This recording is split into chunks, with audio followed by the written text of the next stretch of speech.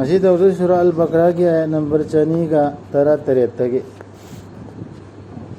Rabbi israh li sadri wa yassir li amri wahlul 'uqdatam min lisani yafqahu qawli. Rabbi zidni ilma.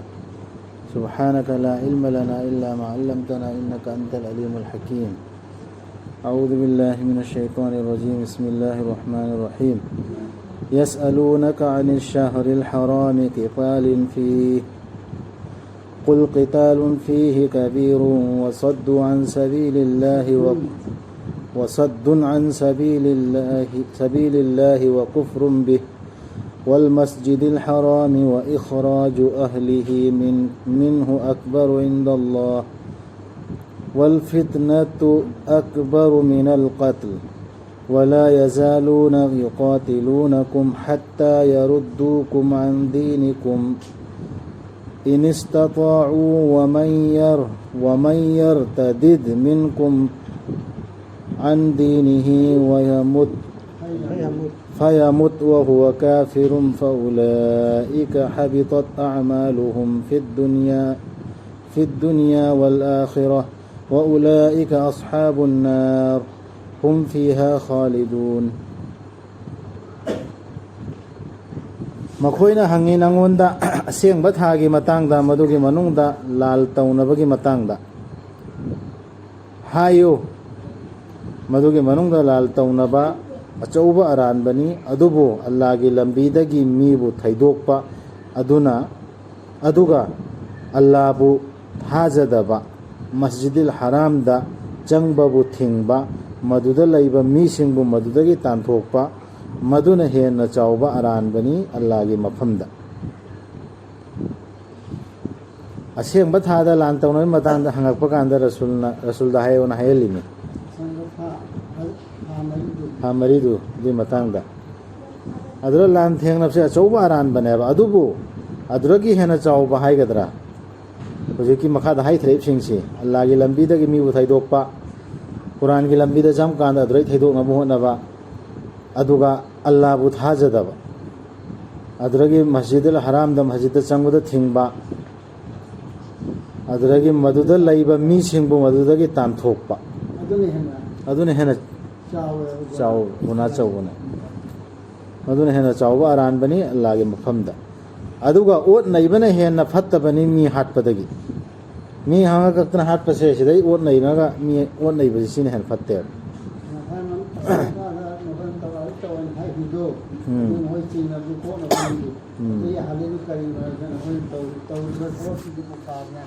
यादवसिंह Quran यादवा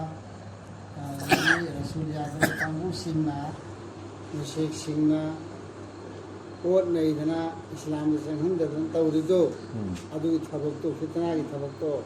अदुगी दुने हेन कल्लेबा अदुना अदुगी फितना लोइना बनेबा तौरीबा लानसे अदु मतमदा लान तौरसु याय असे मुतादसु याय अदुगी मस्जिद हराम दसु याय होय तौर अमीना होर Amina aduga makoyna nakoyga thengainaba kaidonungdusu leploi makoyna nakoybu nakoygi dharmadagi halhallaktri fauba makoyna madu ngamlabadi होनरगने मुसलमान सिंहसे इस्लाम दगी थेदो न होनबसे हैं काम पाबा होनदन लेरदम ने बिसि thrush aduna takude sai lal thengaina har du hat abduta sunata basige makai satare isi makoina ne je du je hatta wa moina kan hon ane ba saidok na lambi sidagi adusu lan makhalam natra aduna nakoigi naraktagi kanagumana handuna chiellaba magi dharmadagi aduga thajadaba oina siraba makoidugidi kannadaba oirabani makoigi thabak singdu taibang sida amasung akhiratta makoiduni maida laigidaba sing haibadu makoidu maduda lairagadabani matam chuppa murtad oibasi hatlong kra haibdu Quran dadi yaude ko adu thadokadame magi lambi duda dum adu Allah na saza pigani koina saza piu hak leite murtad oibini hairis ayar ama fawda yaude ma kakkadam ne koina hana tawnaram saudi dasu syllabus ta handakti on kra sahi ama ani budi fare on ke ba murtad oiba hatpa khotpa ꯑꯗꯨꯗꯒꯤ ꯁꯤꯌꯥ ꯑꯗꯨꯅꯤ ꯑꯗꯥꯅꯤ ꯑꯗꯨꯒꯤꯗꯨ ꯑꯗꯨꯅꯤ ꯑꯗꯥꯅꯤ ꯍꯥꯏꯅ ꯃꯨꯁꯂꯤꯝ ꯑꯣꯏꯔꯝꯕꯗꯒꯤ ꯑꯩ ꯑꯣꯏꯔꯔꯣꯏ ꯃꯨꯁꯂꯤꯝ ꯆꯣꯡꯊꯣꯛꯄꯤꯒꯅꯤ ꯍꯥꯏꯁꯤ ꯇꯁꯦꯡꯅꯃꯛ ꯊꯥꯖꯕꯁꯤꯡ ꯑꯃꯁꯨꯡ ꯈꯨꯟ ꯍꯣꯡꯂꯛꯄꯁꯤꯡ ꯑꯗꯨꯒ ꯀꯟꯅ ꯍꯣꯠꯅꯖꯕꯁꯤꯡ ꯑꯜꯂꯥꯍꯒꯤ ꯂꯝꯕꯤꯗ ꯃꯈꯣꯏꯗꯨꯅ ꯑꯁꯥ ꯇꯧꯖꯩ ꯑꯜꯂꯥꯍꯒꯤ ꯃꯤꯅꯨꯡꯁꯤꯒꯤ ꯑꯜꯂꯥꯍꯗꯤ ꯀꯣꯛꯄꯤ ꯍꯩꯕꯅꯤ ꯀꯟꯕꯤ ꯍꯩꯕꯅꯤ ꯀꯟꯅ ꯍꯣꯠꯅꯖꯕ ꯑꯃꯁꯨ ꯗꯔꯀꯥꯔ ꯂꯩꯕ ꯊꯥꯖꯔ ꯃꯇꯨꯡꯗ ꯑꯐꯕ ꯊꯕꯛꯁꯨ ꯈꯨꯟꯁꯨ ꯍꯣꯡꯂꯛꯑꯦ ꯑꯗꯨꯗꯒꯤ ꯀꯟꯅꯁꯨ ꯍꯣꯠꯅꯖꯕ ꯃꯈꯣꯏꯅ ꯅꯪꯉꯣꯟꯗ ꯍꯪꯉꯤ ꯌꯨ ꯑꯃꯁꯨꯡ ꯖꯨꯋꯥꯔꯒꯤ ꯃꯇꯥꯡꯗ ꯖꯨꯒꯤꯁꯨ ꯌꯥꯎꯔꯦ ꯁꯤꯗ ꯃꯁꯂꯥꯀꯣ ꯍꯥꯏꯌꯨ ꯑꯅꯤꯃꯛꯇ ꯌꯥꯎꯏ ꯑꯆꯧꯕ ꯄꯥꯞ ꯑꯗꯨꯒ ꯀꯥꯟꯅꯕ ꯈꯖꯤꯛꯇꯪ ꯖꯨꯋꯥꯔꯗꯁꯨ ꯖꯨꯗꯁꯨ ꯑꯆꯧꯕ ꯄꯥꯞꯅꯦꯕ ꯀꯥꯟꯅꯕꯅ ꯈꯖꯤꯛ ꯈꯛꯇꯅꯦꯕ ꯃꯤꯑꯣꯏꯕꯒꯤ ꯑꯗꯨꯕꯨ ꯃꯈꯣꯏꯒꯤ ꯄꯥꯞꯇꯨꯅ ꯍꯦꯟꯅ ꯆꯥꯎꯕꯅꯤ ꯃꯈꯣꯏꯒꯤ ꯀꯥꯟꯅꯕꯗꯒꯤ ꯑꯅꯤꯗꯨꯒꯤ ꯄꯥꯞꯇꯨꯅ ꯍꯦꯟꯅ ꯆꯥꯎꯋꯦꯕ ꯑꯗꯨꯒ ꯃꯈꯣꯏꯅ ꯅꯪꯉꯣꯟꯗ ꯍꯪꯉꯤ ꯃꯈꯣꯏꯅꯀꯌా ꯌꯥꯝꯅ ꯄꯤꯊꯣꯛꯀꯗꯒꯦ ꯍꯥꯏꯅ ꯍꯥꯏꯌꯨ ꯗꯔꯀꯥꯔ ꯑꯣꯏꯕꯗꯒꯤ ꯑꯍꯦꯟꯕꯗꯨ ꯑꯁꯨꯝꯅ ꯑꯜꯂꯥꯍꯅ ꯃꯌꯦꯛ ꯁꯦꯡꯍꯟꯕꯤꯕꯅꯤ ꯅꯈꯣꯏꯗ ꯑꯌꯥꯠꯁꯤꯡꯗꯨ ꯅꯈꯣꯏꯅ ꯋꯥꯈꯜ ꯈꯟꯊꯖꯅꯕ ꯀꯔꯤꯒꯨꯝꯕ ꯄꯣꯠ ꯑꯃ ꯍꯨꯔꯥꯜꯂꯨꯕ ꯑꯣꯏꯔꯣ ꯖꯨ ꯊꯛꯎꯕ ꯑꯣꯏꯔꯣ ꯑꯗꯨ ꯌꯥꯝꯅ ꯐꯠꯇꯕ ꯄꯣꯠ ꯑꯃ ꯌꯥꯎꯔꯦꯕ ꯑꯜꯂꯥꯍꯅ ꯑꯊꯤꯡꯕ ꯇꯧꯒꯅꯣꯅ ꯁꯖꯥ ꯐꯪꯒꯅꯤ ꯍꯥꯏꯕ ꯑꯗꯨꯒꯤ ꯄꯣꯠꯇꯨ ꯍꯦꯛꯇ ꯑꯩꯈꯣꯏꯅ ꯁꯨꯀꯥꯟ ꯀꯥꯟꯅꯗꯦ ꯑꯗꯨ ꯀꯥꯟꯅꯗꯕꯅꯤ ꯃꯥꯡꯕꯅꯤ ꯍꯥꯏꯕꯗꯣ ꯑꯗꯨꯐꯥꯎ ꯍꯥꯏꯗꯦꯕ ꯑꯜꯂꯥꯍꯗꯤ ꯁꯤꯅꯤ ꯑꯜꯂꯥꯍꯒꯤ ꯄꯣꯏꯟ ꯑꯃ ꯑꯩꯈꯣꯏꯗ ꯌꯥꯝ ꯃꯌꯦꯛ ꯁꯦꯡꯕ ꯑꯗꯨꯒꯤ ꯄꯣꯠꯇꯨꯒꯤ ꯃꯌꯦꯛ ꯁꯦꯡꯅ ꯇꯥꯛꯑꯦꯕ ꯁꯤ ꯄꯣꯠꯁꯤꯅ ꯀꯔꯤꯅꯣ ꯍꯥꯏꯕꯁꯤ ꯗꯂꯤꯜꯁꯤ ꯁꯦꯡꯅ ꯄꯤꯌꯦꯕ ꯑꯃꯥꯡꯕꯅ ꯍꯦꯜꯂꯦ ꯊꯤꯡꯉꯦꯕ ꯑꯗꯨ ꯀꯥꯟꯅꯗꯦ ꯀꯥꯟꯅꯕ ꯁꯨꯡꯌꯥꯎ ꯌꯥꯎꯗꯦ ꯍꯥꯏꯗꯦꯕ ꯑꯜꯂꯥꯍ ꯀꯥꯟꯅꯕꯗꯩ ꯑꯃꯥꯡꯕ ꯍꯦꯜꯂꯦꯕ ꯀꯥꯟꯅꯕꯗꯨ ꯌꯥꯎꯁꯨ ꯑꯜꯂꯥꯍꯅ ꯊꯤꯡꯉꯝꯅꯤꯅ ꯑꯗꯨ ꯁꯖꯥꯗꯤ ꯐꯪꯕ ꯇꯥꯕ ꯇꯧꯔꯨꯔꯗꯤ ꯍꯤꯗꯥꯛ ꯁꯦꯝꯅꯔꯤꯁꯤꯗꯤ ꯖꯨꯒ ꯖꯨꯋꯥꯔꯒ ꯑꯗꯨ ꯑꯇꯣꯞꯄ ꯌꯥꯎꯔꯛꯈꯤꯅꯤ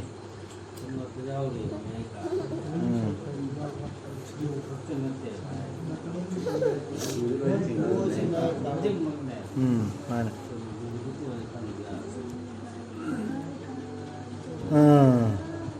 ꯇꯥꯏꯕꯪꯁꯤꯒꯤ ꯃꯇꯥꯡꯗ ꯑꯃꯁꯨꯡ ꯑꯈꯦꯔꯠꯀꯤ ꯃꯊꯛꯀꯤ ꯑꯌꯥꯠꯁꯤꯒ ꯁꯝꯅꯔꯤꯃꯤ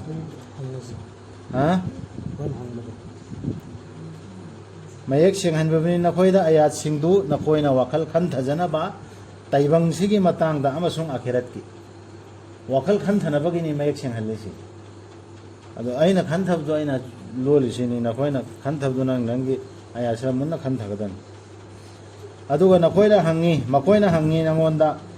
ꯃꯄꯥ ꯂꯩꯖꯗ꯭ꯔꯕ ꯑꯉꯥꯡꯁꯤꯡꯒꯤ ꯃꯇꯥꯡꯗ ꯌꯦꯇꯤꯝ ꯑꯉꯥꯡꯗꯣ ꯍꯥꯏꯌꯨ ꯃꯈꯣꯏꯒꯤ ꯐꯅꯕ ꯁꯤꯟꯕꯤꯕꯅ ꯈ꯭ꯋꯥꯏꯗꯒꯤ ꯐꯕꯅꯤ ꯑꯗꯨꯒ ꯀꯔꯤꯒꯨꯝꯕ ꯅꯈꯣꯏꯅ ꯌꯥꯟꯁꯤꯟꯅꯔꯕ ꯅꯈꯣꯏꯒꯤ ꯊꯕꯛꯁꯤꯡꯗꯨ ꯃꯈꯣꯏꯒꯤꯗꯨꯒ ꯑꯗꯨ ꯑꯣꯏꯔꯕꯗꯤ ꯃꯈꯣꯏꯗꯨ ꯅꯈꯣꯏꯒꯤ ꯅꯆꯤꯟ ꯅꯅꯥꯎꯁꯤꯡꯅꯤ ꯌꯥꯟꯁꯤꯟꯅꯕ ꯌꯥꯏꯕ ꯍꯤꯁꯥꯕ ꯀꯤꯇꯥꯕ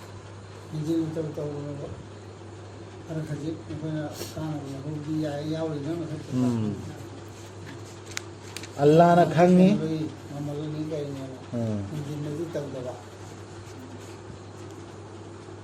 ꯑꯜꯂꯥꯍꯅ ꯈꯪꯉꯤ ꯑꯃꯣꯠꯄ ꯇꯧꯕ ꯃꯤꯗꯨ ꯑꯐꯕ ꯇꯧꯕ ꯃꯤꯗꯒꯤ ꯇꯣꯈꯥꯏꯅ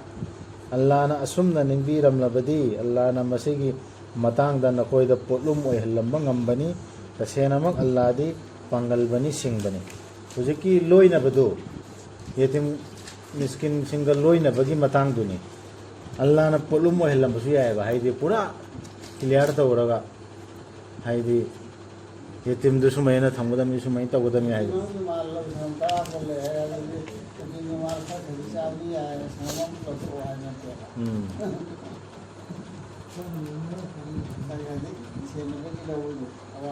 ꯁꯤꯗ ꯍꯨꯀꯨꯝ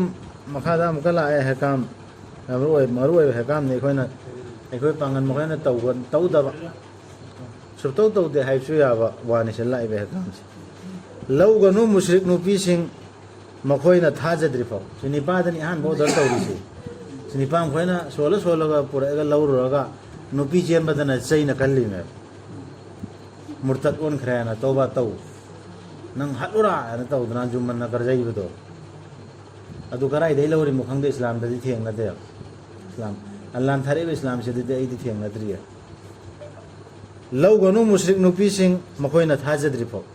makoina allah thajadna kalma to ko dawdana chang amatung da lawba ya be ya ban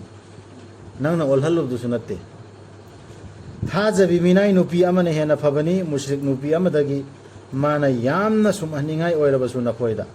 heda masi yengbudo sumhatpu oiraso thajabi minai nupi amne hena phaya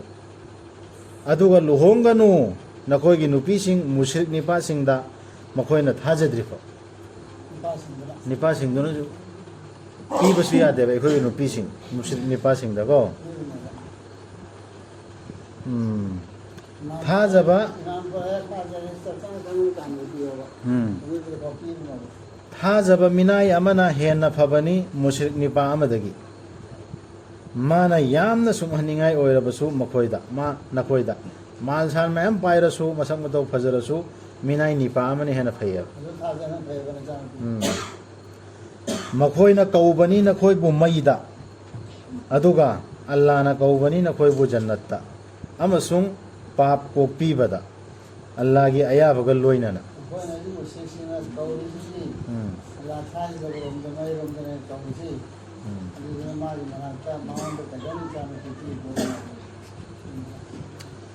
sida allah na kawi jannat lomda musyrik singduna kawi mai romda hairisi adu haira matungda allah na jannat lomda allah na kaubani jannatta amasung pap kopi bada si khaktana loide makhada sar tami si khan thagada poina yauriya magi ayabaga loinana sida yamna munna khan thagadani allah gi ayabam yauda biade kaujin bas kaure ise kauridrasu allah na jannat lomda kaure quran si pai silaune no sini ne se changune si taune jannat phangnaba pap su kopi gena na kauriya ba ado ekoi su chang deba duwa to tawdal le ya duwa to ramina loire hasal amina loire na maswala mina loire na kauri lambi dron su chang da mana mayek sing hin bibani magi aya sing bumi oi bada makhoi na khan thajana ba sirasu khan thabam darkar le mi oi besing chi kari gina no idu kai do jo ki ba kare yaw bure ngon hai sida na bani no idu kayang thangda mise hagolo te khan thagadame ya sing chi khan thana baini allah na point marak da ha pisi adi am maru oi bai khoina khan thaba ya ba lausing ngom da changba ya ba point yaw bune ba ya sing sida hojiki allah na kaubase kaure ba ladi kaudan leire farista su sadu okna rasul da kauhallam me quran sinaram me kaudan leire quran sin adum iko subchang chang de ba quran siradi aduga dua namaz haj amamadi me ama tawriya quran ge ahkam sing sina subchang chang da adu ayabaga loina na hairsi ayabam yaudur di subja yaro allah hukum deine makhoina hangi nangonda nupi gi ritu gi matangda hayo masi amangba mani aduna lapthogo nupi singdagi makhoi gi ritu gi matamda sifodo masla si yauri ni quran da aduga makhoi gi manakta changlunu makhoi gi masa sengdri phau makhoi na masa senglaba matamda makhoi gi manakta lagu nakhoida allah na hukum tawkibadugi maikai dagi yan tare na sida matung ina lao tasenamak allah na nungsibi lanjakre haina toina haijaba singbu amasung nungsibi masa sengna leijaba singbu sida lanjakre haina toina haijaba singena makada haire se gyan tagadani khan tagadani soidana nupi amasung nipa se langane soigane adubu allah gi hukum du thadal oroba thuwairo di toba tawudami allah da chang jagada onsin gadame enjilor so onsin gadame adu mena toina toba torok pase allah na nungsiye allah da toina onsin la pami toba astaghfirullah hairaga amko ek tawudu na te chinda hairaga onjil lo baka uthor shaitan namna insagi shaitan na pho namna ga dorosu kudak ta amka onjin bato ꯌꯥꯝꯅ ꯊꯃꯣꯏ ꯁꯣꯛꯅ ꯑꯣꯟꯁꯤꯟꯕꯗꯨꯅꯤ ꯇꯧꯕ ꯍꯥꯏꯕꯁꯤ ꯅꯈꯣꯏꯒꯤ ꯅꯨꯄꯤꯁꯤꯡꯁꯤ ꯅꯈꯣꯏꯒꯤ ꯂꯧꯕꯨꯛꯅꯤ ꯑꯗꯨꯅ ꯅꯈꯣꯏꯒꯤ ꯂꯧꯕꯨꯛꯇ ꯆꯠꯂꯨ ꯅꯈꯣꯏꯅ ꯄꯥꯝꯖꯕ ꯃꯑꯣꯡ ꯑꯃꯁꯨꯡ ꯃꯇꯝꯗ ꯑꯗꯨꯒ ꯃꯗꯨꯒꯤ ꯃꯃꯥꯡꯗ ꯃꯥꯡꯖꯧꯅꯅ ꯊꯥꯎ ꯑꯐꯕ ꯈꯔ ꯅꯈꯣꯏ ꯅꯁꯥꯒꯤꯗꯃꯛ ꯑꯜꯂꯥꯍꯕꯨ ꯀꯤꯌꯨ ꯑꯗꯨꯒ ꯈꯪꯉꯨ ꯅꯣꯡꯃꯗꯤ ꯅꯈꯣꯏ ꯑꯜꯂꯥꯍꯒ ꯎꯅꯒꯗꯕꯅꯤ ꯑꯗꯨꯒ ꯍꯔꯥꯎ ꯄꯥꯎ ꯄꯤꯌꯨ ꯊꯥꯖꯕꯁꯤꯡꯗ ꯃꯃꯩꯔꯣꯝꯗ ꯑꯥꯔꯊ ꯍꯪꯒꯠꯂꯛꯑꯒꯦ ꯑꯩꯅ ꯈꯟꯊꯕꯗꯣ ꯅꯈꯣꯏꯒ ꯃꯥꯒ ꯎꯅꯒꯗꯕꯅꯤ ꯍꯥꯏꯕꯁꯤ ꯌꯥꯝ ꯃꯔꯨ ꯑꯣꯏꯕꯅꯤ ꯁꯤꯒꯤꯁꯤ ꯅꯤꯡꯁꯤꯡꯉꯗꯤ ꯃꯥ ꯇꯧꯈꯤꯗ꯭ꯔꯦꯕ ꯑꯔꯥꯟꯕ ꯊꯕꯛꯇꯣ ꯑꯜꯂꯥꯍꯒ ꯎꯅꯒꯗꯕꯅꯦꯅ ꯃꯇꯝꯗꯨꯗ ꯅꯤꯡꯁꯤꯡꯉꯛꯑꯣꯅꯦ ꯃꯇꯝꯗꯨꯗꯁꯨ ꯑꯜꯂꯥꯍ ꯅꯤꯡꯁꯤꯡꯕꯩ ꯑꯇꯣꯞꯄ ꯑꯌꯥꯠꯇꯁꯨ ꯌꯥꯎꯈ꯭ꯔꯕꯅꯤ ꯃꯇꯝꯗꯨꯗ ꯅꯤꯡꯁꯤꯡꯉꯣꯅꯦ ꯑꯩ ꯑꯜꯂꯥꯍꯒ ꯎꯅꯒꯗꯧꯔꯤꯃꯦ ꯑꯗꯨ ꯃꯥ ꯑꯔꯥꯟꯕ ꯊꯕꯛ ꯇꯧꯈꯤꯗ꯭ꯔꯥ ꯍꯨꯀꯨꯝꯗꯨ ꯆꯠꯊꯒꯗ꯭ꯔꯥ ꯍꯨꯀꯨꯝꯗꯨꯒꯤ ꯃꯇꯨꯡ ꯏꯟꯅ ꯆꯠꯊꯒꯗ꯭ꯔꯥ ꯑꯗꯨꯗ ꯑꯩꯅ ꯂꯧꯕꯨꯛꯅꯤ ꯍꯥꯏꯔꯁꯤ ꯂꯧꯕꯨꯛꯁꯦ ꯑꯩꯈꯣꯏꯅ ꯐꯖꯅ ꯁꯦꯝꯗ꯭ꯔꯣ ꯂꯧꯔꯤꯌꯥ ꯌꯥꯟꯗꯅ ꯂꯩꯍꯥꯎ ꯂꯩꯍꯟꯗꯅ ꯃꯍꯩ ꯃꯔꯣꯡꯗꯨ ꯐꯖꯅ ꯄꯥꯜꯂꯛꯅꯕꯒꯤ ꯑꯗꯨ ꯂꯧꯕꯨꯛꯇꯨꯗ ꯆꯕꯤꯠ ꯍꯦꯛꯇ ꯅꯦꯈꯥꯏꯗꯅꯗꯤ ꯆꯪꯉꯝꯃꯣꯏꯕ ꯂꯧꯔꯤ ꯁꯦꯝꯃꯤꯕ ꯂꯧꯔꯤꯗꯨꯗꯩ ꯐꯖꯅ ꯆꯪꯉꯝꯒꯅꯤ ꯂꯝꯕꯤ ꯁꯦꯝꯕꯤꯗꯨꯗꯒꯤ ꯑꯗꯨꯒ ꯂꯧꯕꯨꯛꯇꯨ ꯂꯩꯍꯥꯎ ꯂꯩꯅꯕ ꯍꯣꯠꯅꯒꯅꯤ ꯄꯥꯜꯂꯛꯀꯗꯧꯔꯤꯕ ꯃꯍꯩ ꯃꯔꯣꯡꯗꯨ ꯐꯅꯕꯒꯤ ꯁꯤ ꯌꯥꯝ ꯐꯖꯕ ꯐꯔꯃꯥꯟ ꯑꯣꯏꯅ ꯄꯤꯔꯛꯄ ꯑꯌꯥꯠ ꯌꯥꯝ ꯃꯔꯨ ꯑꯣꯏꯕ ꯑꯌꯥꯠ ꯂꯧꯕꯨꯛꯇꯨ ꯂꯩꯍꯥꯎꯁꯨ ꯂꯩꯇ꯭ꯔꯗꯤ ꯂꯩꯍꯟꯗ꯭ꯔꯗꯤ ꯅꯥꯄꯤ ꯁꯤꯡꯕꯤꯁꯨ ꯄꯦꯡꯊꯣꯛꯇ꯭ꯔꯗꯤ ꯑꯗꯨꯗꯩ ꯍꯧꯔꯛꯀꯗꯧꯔꯤꯕ ꯃꯍꯩ ꯃꯔꯣꯡꯗꯨ ꯐꯖꯔꯣꯏꯕ ꯂꯣꯛꯀꯗꯧꯔꯤꯕ ꯃꯥꯡꯖꯧꯅꯅ ꯊꯥꯎ ꯍꯥꯏꯔꯤꯁꯤ ꯅꯈꯣꯏ ꯅꯁꯥꯒꯤꯗꯃꯛ ꯅꯈꯣꯏ ꯅꯁꯥꯒꯤꯗꯃꯛ ꯑꯐꯕ ꯀꯣꯟꯅꯒꯤ ꯈꯜꯂꯣꯕ ꯌꯥꯝ ꯃꯔꯨ ꯑꯣꯏꯈ꯭ꯔꯕꯖꯥꯠꯅꯤ ꯀꯣꯟꯅꯒꯤ ꯈꯜꯂꯣ ꯑꯗꯨꯗꯒꯤ ꯂꯣꯛꯀꯗꯧꯔꯤꯕ ꯃꯍꯩ ꯃꯔꯣꯡꯗꯣ ꯑꯗꯨꯒꯤ ꯈꯜꯂꯣꯕ ꯑꯗꯨꯒꯤ ꯈꯜꯂꯒ ꯊꯥꯎꯑꯣꯕ ꯑꯗꯨꯒ ꯑꯣꯏꯍꯟꯒꯅꯨ ꯅꯈꯣꯏꯒꯤ ꯋꯥꯁꯛꯇ ꯑꯜꯂꯥꯍꯒꯤ ꯃꯤꯡꯅ ꯑꯄꯟꯕ ꯅꯈꯣꯏꯅ ꯃꯤꯒꯤ ꯌꯥꯏꯐꯅꯕ ꯇꯧꯕꯗ ꯑꯃꯁꯨꯡ ꯑꯜꯂꯥꯍꯕꯨ ꯀꯤꯖꯕ ꯑꯣꯏꯕꯗ ꯑꯗꯨꯒ ꯁꯪꯗꯥꯏ ꯇꯧꯕꯗ ꯃꯤꯁꯤꯡꯒꯤ ꯃꯔꯛꯇ ꯑꯜꯂꯥꯍꯗꯤ ꯇꯥꯕꯅꯤ ꯈꯪꯕꯅꯤ ꯑꯜꯂꯥꯍ ꯄꯜꯂꯒ ꯋꯥꯁꯛꯑꯒ ꯃꯤꯗꯨ ꯃꯣꯏꯊꯦꯝ ꯊꯦꯝꯅꯕ ꯑꯗꯨꯗꯒꯤ ꯅꯪꯒꯤ ꯏꯃꯥꯟꯗꯨꯗ ꯅꯪꯅ ꯑꯜꯂꯥꯍꯕꯨ ꯅꯤꯡꯁꯤꯡꯉꯤꯕꯗꯣ ꯑꯗꯨꯗꯁꯨ ꯀꯥꯏꯅꯕ ꯑꯗꯨꯗꯒꯤ ꯃꯤ ꯁꯪꯗꯥꯏ ꯇꯧꯅꯕꯗꯁꯨ ꯅꯪꯅ ꯋꯥꯁꯛꯇ꯭ꯔꯁꯨ ꯑꯂꯥꯏ ꯀꯁꯝ ꯆꯥꯗ꯭ꯔꯁꯨ ꯅꯪꯅ ꯍꯦꯛꯇ ꯆꯨꯝꯅ ꯉꯥꯡꯗꯕ ꯃꯤꯗꯨꯅ ꯊꯥꯖꯔ ꯆꯠꯀꯗꯕ ꯅꯠꯇ꯭ꯔꯣ ꯅꯪꯅ ꯄ꯭ꯔꯣꯃꯤꯁꯀꯤ ꯃꯑꯣꯡꯗ ꯉꯥꯡꯒꯗꯧꯔꯗꯨ ꯑꯗꯨꯒꯤꯗꯨ ꯇꯧꯒꯅꯣꯕ ꯑꯔꯥꯟꯕ ꯃꯑꯣꯡꯗ ꯇꯧꯒꯅꯣꯕ ꯑꯗꯨꯒ ꯑꯣꯏꯍꯟꯒꯅꯨ ꯅꯈꯣꯏꯒꯤ ꯋꯥꯁꯛꯇ ꯑꯜꯂꯥꯍꯒꯤ ꯃꯤꯡꯅ ꯑꯄꯟꯕ ꯅꯈꯣꯏꯅ ꯃꯤꯒꯤ ꯌꯥꯏꯐꯅꯕ ꯇꯧꯕꯗ ꯑꯃꯁꯨꯡ ꯑꯜꯂꯥꯍꯕꯨ ꯀꯤꯖꯕ ꯑꯣꯏꯕꯗ ꯑꯗꯨꯒ ꯁꯪꯗꯥꯏ ꯅꯠꯇ꯭ꯔꯒ ꯅꯤꯀꯤꯒꯤ ꯋꯥ ꯑꯗꯨꯗꯒꯤ ꯀꯔꯤꯒꯨꯝꯕ ꯊꯕꯛ ꯑꯃ ꯑꯐꯕ ꯊꯕꯛ ꯑꯃ ꯇꯧꯒꯗꯕ ꯂꯩꯕꯗ ꯑꯩ ꯃꯗꯨꯒꯤꯗꯨ ꯇꯧꯔꯣꯏꯅ ꯑꯩꯒꯤ ꯀꯁꯝ ꯆꯥꯕꯅꯤ ꯑꯗꯨꯅ ꯃꯗꯨ ꯇꯧꯔꯔꯣꯏꯅ ꯍꯥꯏꯒꯅꯣ ꯑꯐꯕ ꯊꯕꯛꯇꯨ ꯇꯧꯒꯗꯕꯅꯤ ꯀꯁꯝꯗꯨ ꯇꯨꯒꯥꯏꯒꯗꯕꯅꯤ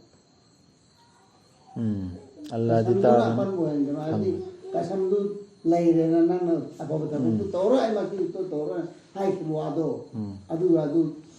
ꯊꯝꯒꯅꯣꯕ ꯀꯁꯝꯗꯨꯅ ꯃꯔꯝ ꯑꯣꯏꯔꯒ ꯑꯩꯈꯣꯏꯅ ꯀꯁꯝꯗꯨ ꯊꯨꯒꯥꯏꯌꯣꯕ ꯑꯗꯨ ꯇꯧꯔꯣ ꯃꯥꯅꯤ ꯑꯁꯤ ꯆꯨꯝꯃꯤ ꯍꯖꯔꯠ ꯑꯕꯨ ꯕꯀꯔꯒꯤꯁꯨ ꯋꯥꯔꯤ ꯑꯃ ꯂꯩꯗꯅ ꯑꯗꯨꯅ ꯏꯁꯥꯅꯒꯤ ꯋꯥꯅꯤꯅ ꯑꯜꯂꯥꯍꯒꯤ ꯀꯁꯝ ꯃꯉꯣꯟꯗ ꯄꯨꯟꯁꯤꯒꯤ ꯄꯤꯒꯗꯕ ꯅꯠꯇ꯭ꯔꯦ ꯃꯥꯅ ꯃꯇꯦꯡ ꯄꯥꯡꯇ ꯂꯩ ꯃꯉꯣꯟꯗ ꯍꯥꯏꯕꯁꯦ ꯁꯤ ꯍꯥꯏꯈ꯭ꯔꯦꯅ ꯃꯥꯒꯤ ꯗꯔꯀꯥꯔ ꯑꯣꯏꯔꯀꯥꯟꯗ ꯃꯇꯦꯡ ꯄꯥꯡꯕꯗ ꯇꯧꯕ ꯀꯁꯝꯗꯨꯅ ꯑꯄꯟꯕ ꯑꯣꯏꯍꯟꯒꯅꯣ ꯑꯗꯨꯗꯒꯤ ꯅꯨꯄꯤꯒ ꯅꯤꯄꯥꯒꯒꯤ ꯃꯇꯨꯡꯗ ꯂꯥꯛꯏꯃꯦꯕ ꯁꯤ ꯅꯨꯄꯤꯒ ꯅꯤꯄꯥꯒꯗꯤ ꯇꯣꯏꯅ ꯈꯟꯅꯩ ꯍꯥꯏꯅꯩꯗꯅ ꯁꯤꯗ ꯍꯥꯏꯅꯗ꯭ꯔꯥꯅꯦ ꯑꯩ ꯆꯠꯂꯗꯕꯅꯤ ꯑꯩ ꯍꯜꯂꯛꯀꯗꯕ ꯅꯠꯇ꯭ꯔꯦ ꯑꯗꯨꯗꯒꯤ ꯅꯪ ꯈꯔ ꯃꯆꯤꯟꯗ ꯉꯥꯡꯕ ꯌꯥꯎꯕ ꯃꯈꯩꯗꯨ ꯑꯗꯨꯒ ꯍꯖꯔꯠ ꯎꯃꯔ ꯈꯣꯏꯁꯨ ꯈꯔ ꯌꯥꯎꯕ ꯑꯗꯨꯒꯤ ꯋꯥꯔꯤꯅꯦꯕ ꯍꯖꯔꯠ ꯎꯃꯔ ꯈꯣꯏ ꯌꯥꯎꯕ ꯅꯠꯇꯦ hãy ông này bảo cái mista hay vào cái điều mista hay câu cái sao thì ai yêu thì mà chúng mình đi sẽ mình sao thì rồi yêu rồi mà ông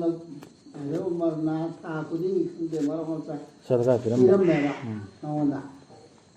nên gì mà tiếng bằng mẹ bạn alai cái sao mà tiếng bằng rồi mà cái sao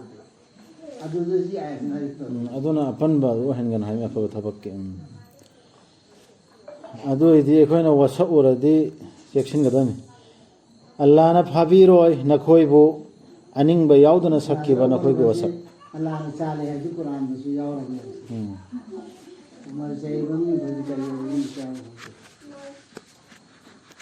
ꯑꯜꯂꯥꯅ ꯐꯥꯕꯤꯔꯣꯏ ꯅꯈꯣꯏꯕꯨ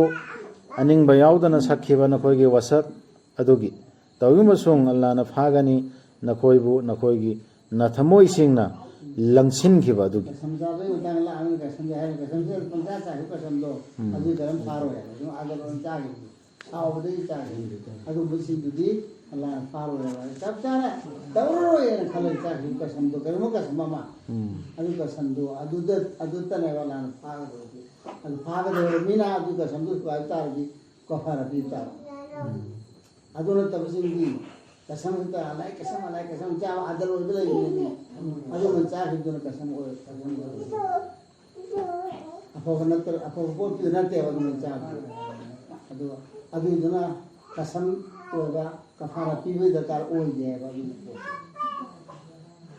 ꯑꯜꯂꯥꯗꯤ ꯀꯣꯛꯄꯤ ꯍꯩꯕꯅꯤ ꯀꯟꯕꯤ ꯍꯩꯕꯅꯤ ꯃꯈꯣꯏꯒꯤ ꯅꯨꯄꯤꯁꯤꯡꯒ ꯍꯛꯇꯤꯟꯅꯕꯒꯤ ꯃꯔꯤ ꯂꯩꯅꯔꯣꯏ ꯍꯥꯏꯅ ꯇꯨꯁꯤꯜ ꯂꯥꯛꯑꯦ ꯃꯔꯤ ꯂꯩꯅꯔꯣꯏ ꯍꯥꯏꯅ ꯋꯥꯁꯛꯈꯤꯕꯁꯤꯡꯒꯤ ꯉꯥꯏꯕꯒꯤ ꯃꯇꯝ ꯊꯥ 4ꯅꯤ ꯁꯥꯊꯤꯗ꯭ꯔꯁꯦ ꯑꯗꯨꯕꯨ ꯃꯈꯣꯏꯅ ꯃꯍꯧꯁꯥꯒꯤ ꯃꯔꯤꯗ ꯑꯃꯨꯛ ꯍꯟꯖꯤꯜꯂꯛꯂꯕꯗꯤ ꯇꯁꯦꯡꯅꯃꯛ ꯑꯜꯂꯥꯗꯤ ꯀꯣꯛꯄꯤ ꯍꯩꯕꯅꯤ ꯀꯟꯕꯤ ꯍꯩꯕꯅꯤ ꯃꯥꯅ ꯊꯃꯣꯏ ꯁꯦꯡꯅ ꯇꯣꯕꯥ ꯇꯧꯗꯨꯅ ꯑꯣꯟꯁꯤꯟꯖꯔꯛꯑꯣꯅꯤ ꯑꯗꯨꯒ ꯃꯈꯣꯏꯅ ꯈꯥꯏꯅꯔꯒꯦ ꯍꯥꯏꯅ ꯆꯞ ꯌꯨꯡꯅ ꯅꯤꯡꯂꯕ ꯑꯗꯨ ꯑꯣꯏꯔꯕꯗꯤ ꯇꯁꯦꯡꯅꯃꯛ ꯑꯜꯂꯥꯗꯤ ꯇꯥꯕꯅꯤ ꯈꯪꯕꯅꯤ ꯑꯜꯂꯥꯗꯤ ꯇꯥꯕꯅꯤ ꯈꯪꯕꯅꯤ